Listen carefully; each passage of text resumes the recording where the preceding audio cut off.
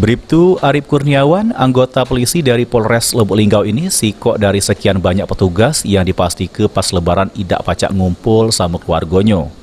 Pasalnya di Hari Raya Idul Fitri 1442 Hijriah, dirinya tetap bertugas di pos penyekatan wilayah perbatasan Lubuk Linggau, Sumatera Selatan dengan Kabupaten Rejang Lebong, Provinsi Bengkulu.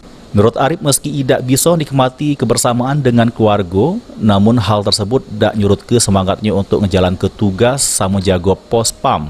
Untuk itu, Arif mengimbau masyarakat supaya bisa nahan diri untuk tidak mudik, supaya penyebaran sama penularan COVID-19 bisa cepat berakhir. Selama jaga pos penyekatan, dirinya sama petugas lain juga dituntut jeli karena tak jarang ada baik ulah sopir kendaraan yang akal-akalan untuk lolos penyekatan. Pecah yang pernah didapati, terdapat sopir travel yang nyoba ngelabui petugas dengan nurun ke penumpangnya, lalu naik ojek. Beruntung pas itu petugas cermat langsung dimintai putar balik. Ya yang jelas kalau yang paling dirindu ya berkumpul bersama keluarga. Tetapi kami di sini menjalankan tugas untuk mengamankan supaya kota Lubuk Linggau, kota kita tercinta, bebas dari virus corona.